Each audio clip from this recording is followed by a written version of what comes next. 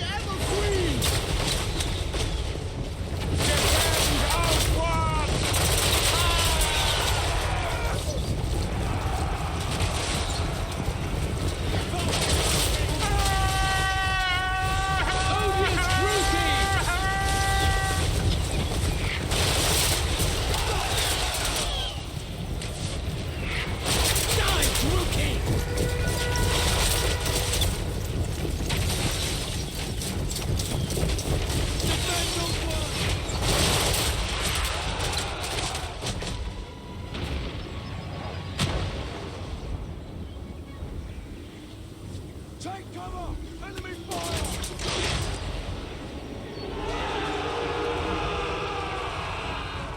Behold! The Blackhearts are firing! The arcs will destroy all!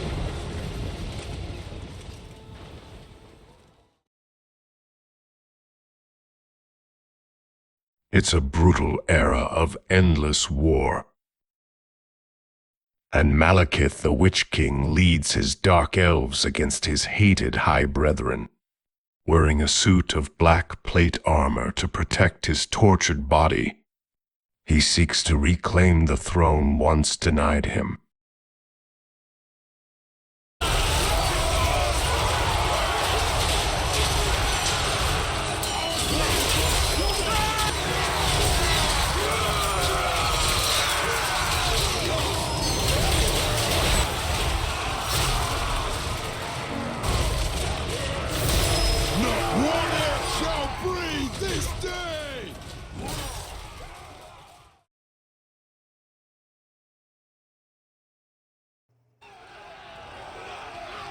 Hey everybody, so as I mentioned at the tail end of the last episode, we are going to start this one off with this battle right here.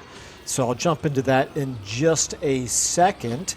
In case you missed it, the previous episode, we basically ended up going to war with both Alariel right here and, of course, Tyrion, who owns a huge chunk of Ulthuan, and probably far more importantly, he also at this point has 4 armies roaming around over here very close to our territory. So we're going to definitely have a very interesting next few turns ahead of us as we watch these guys and see what they end up doing. They look like they're currently bearing down on the Drowned here, on Salastra's remaining settlements up here. If they continue to push on that way, they will probably almost certainly take them all, but it will at least take a little bit of time for them to do all that. They've got this army down here. I thought maybe they would head down this way to take on Salastra herself, but apparently not. So I don't exactly know what they're doing, except that they are replenishing, which is very unfortunate because all of these armies are now extremely strong. We've got a couple of Black Arcs over here. We've got a bunch of armies up here that are not very good armies. They're all low-tier units, but they're laying siege to Grombrindal over here. And then last but not, and this does, by the way, let me jump back over there. This does include Malekith. He at least has some decent units in his army. He's got some Blackguard of Nagarund, but between the 3 armies, we barely are a match for the single army of Grombrindal, plus the garrison that he's got there, which is a 20 stack and has extremely good units in it. So, you know, it is what it is. Anyway, so then down here in Ulthuan, we've got a couple of Black Arcs right here, and we've got an army that we're going to go ahead and fight this first battle with against the Shrine of Kurnous. And what we're going to do is we're going to sack it and try to move back to Torachare here because this is a walled settlement. I can't defend everything with just the single army. The Black Arcs obviously cannot operate inland. So, yeah, we got to keep an eye over here on what Alariel does. But we'll keep you know, we'll keep putting some pressure on her over here, but I want to be close enough to come defend Torchara if she starts to make a move towards it. The good news is, actually, maybe I don't have to, because with that garrison, with the walls building built, they might actually be able to defend themselves against her. Well, I think we're going to sack this turn anyway, just for the 10,000 gold, because we need all the money we can get, because we are in the negatives.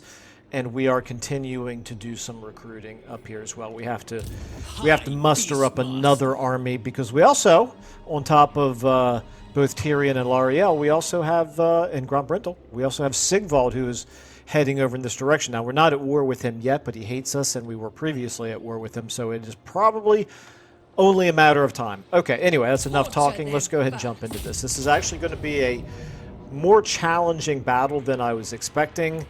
But it is, I think, just a regular field battle here. Yep. Very little in the way of trees.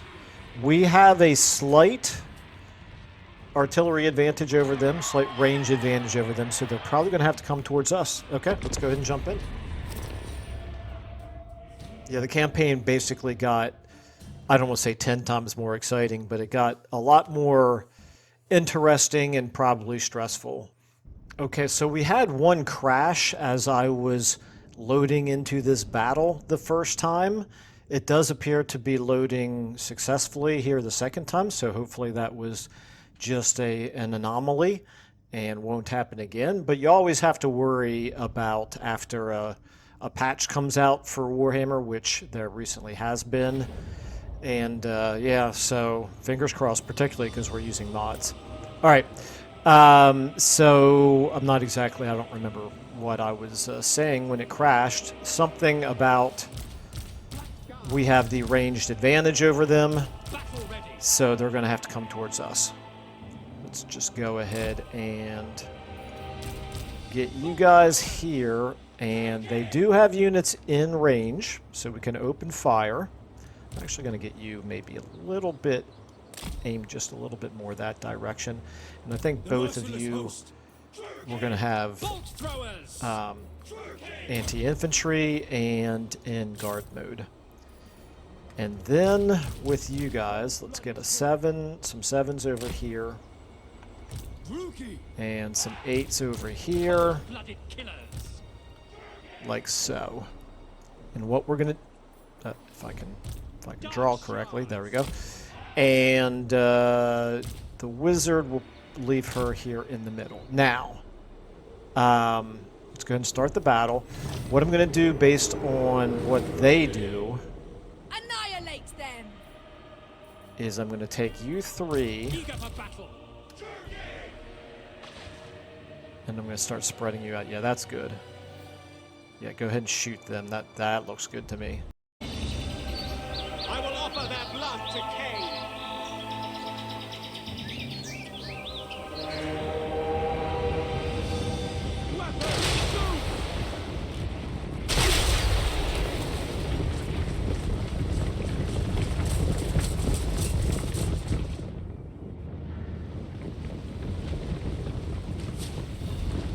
The Ever-Queen! Defend outward!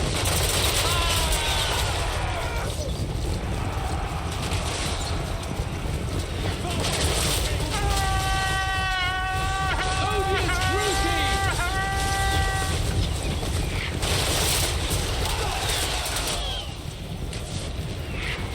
Die, Rookie!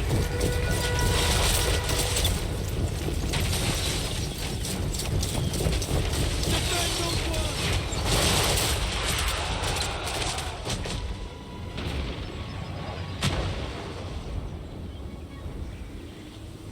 Take cover! Enemy fire!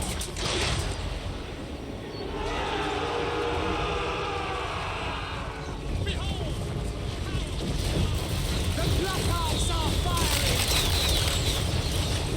The arcs will destroy all! Did some good damage there. Onwards to murder! You guys can kind of, I think I want to actually get you a little bit more On to A slaughter. little bit more spread out, actually. For the king. Like that. Forward. And then you guys Cold-blooded over killers. here. Blackguards. A little bit more like this. Onward. Okay, here they come. So, 8s all need to shoot them. You guys right here start moving forward just a little bit. But we should be able to shred them pretty effectively. Now, we can do... What are they doing back there? My goodness.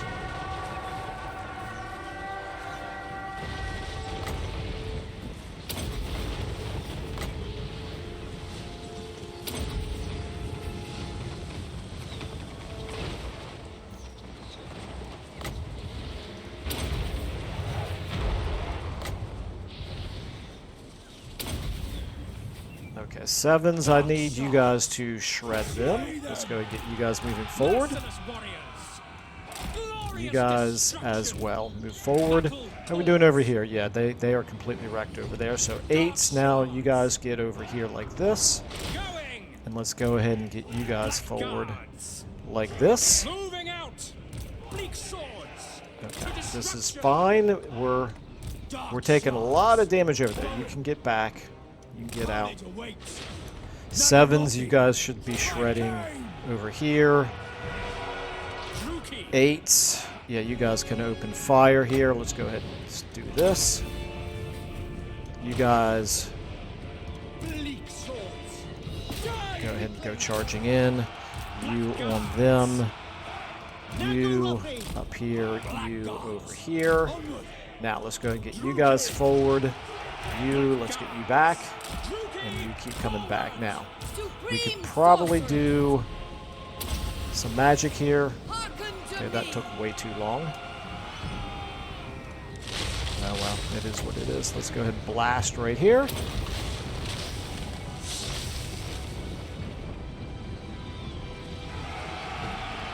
And we'll blast right here.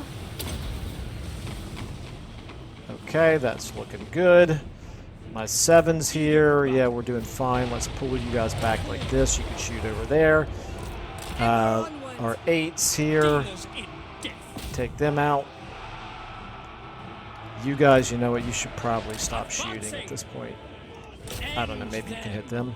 You guys get back. You guys get back.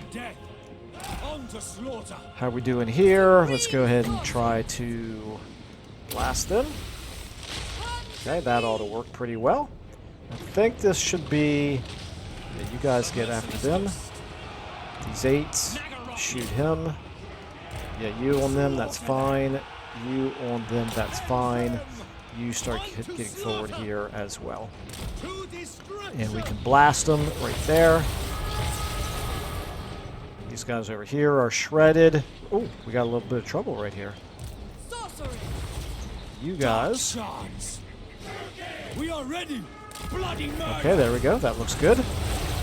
There's no enemy lords to worry about, so we don't have to continue going.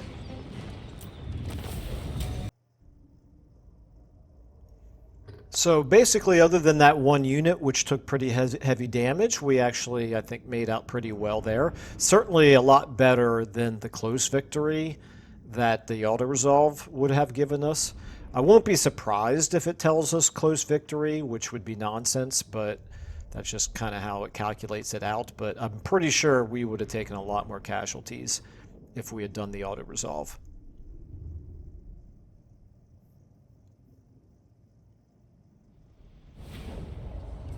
Nope, it's given us a decisive victory. That's good. That's obviously much better. Got some good slaves out of it, some decent money. And we're going to sack it for even more. And some much needed experience here. And we wipe out that garrison, so it's going to have to start all over again with low tier units. Okay, let's go ahead and sack it, like I said. And question is, do we have any way to get back into our own territory, or... Supreme Sorceress of Grog. Yes, we can. Okay. Or we could... Yeah, I think that's what we want to do. We just want to go into March stance. Boom. Back into our own territory, get some replenishing going on. Pretty good replenishment, in fact. You get a skill up. Let's go with... obviously, I want to be giving you magic, but I've been also getting... giving all of our lords lightning strike, because you never know when you're going to need it. I'm going to continue to do that for the time being. No magic items to left to assign. And ancillaries, nothing that I can assign to you. Okay, so there we go. Quick victory right there. Now the Black Arcs. You need replenishing. Tyrant of Nagaru. And you likewise need replenishing. Not as much, not as desperately, but it looks like as long as I remain in that sea territory right there, we're not going to get any replenishment for anybody who's not in port. So what that means is we could maybe find a different use for you. You guys up here, what are you doing? Are you... Yeah, you are getting replenished. Okay, that's good.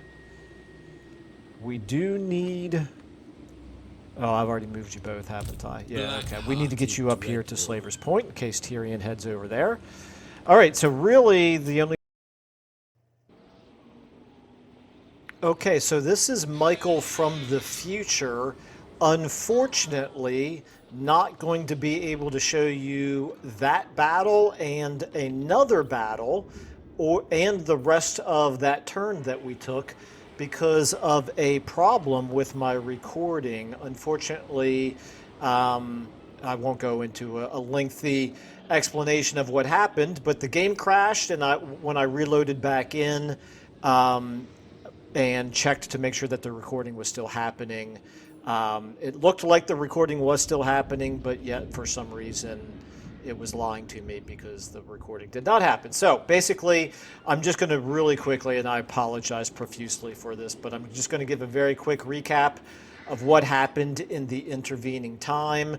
It's all I'm going to be able to do in order to still get this episode out on schedule. So the most important thing that happened is the in-game crisis has triggered. So if we take a look here at our diplomacy, we are, and we go down here to the vampire counts. We are now obviously at war with all of the vampire counts because of the end-game crisis. So it will be very interesting to see how the complexion of the game changes with that end-game crisis going on. We also had a couple of battles down here in, let me go to Ulthuan first. We'll talk about Ulthuan. We had a couple battles here. Obviously, I sacked it once. I came back and fought it a second time, conquered it, put myself in ambush stance, and I'm trying to lure this army over here so that we can hit them. Unfortunately, they're a little bit too far away for us to be able to reach them this turn, so I'm hoping to lure them a little bit closer over the next end turn. We consolidated our units from this Black Arc and this Black Arc, Lord of the Black and Court. then we brought one of our two Black Arcs that were over here over to here. One of them's over here now helping to defend Slaver's Point. Tyrion, with his massive armies, rolled up here and took two of these settlements from the Drowned. And what I'm hoping is he doesn't decide to attack all three with all three of our armies in the same direction, because Slaver's Point here, we can put up a good fight against one or maybe even two of the armies. I don't know if we could beat two of them, but we could put up a good fight. I don't think we have much of a chance against all three armies, so we'll see what he decides to do there. Then finally, Tyrion with his other two armies, so he's got 5 armies over here now total. He came down, knocked Solastra out of the Twisted Glade and has taken that over. That's why we've got these 2 Black Arcs here. I'm trying to use them sort of as bait to entice one of those armies to come out here and attack us. Hopefully not both of them, because I'm not sure we can beat both of them together. Then we have continued to do recruiting up here. We really can't afford it. We're at minus 3,000 per turn, but we're doing the best we can. We need to get stronger, and it does look like Sigvald has finished wiping out all of Harganneth's territory, but Harganneth still has these 3 Black Arcs that are just kind of sitting around doing nothing, because Harganneth is not at war with Aghal here, and Sigvald doesn't have a port city nearby that Harganeth can attack with her Black Arcs, so they're just kind of sitting there doing nothing. But Sigvald, I was a little bit concerned that he would turn around to declare war on us right away. He has not done that, and he has moved up this way, so it's extremely possible that he might be going to war with Valkia, or like launching an invasion of Valkia. They're already at war with each other.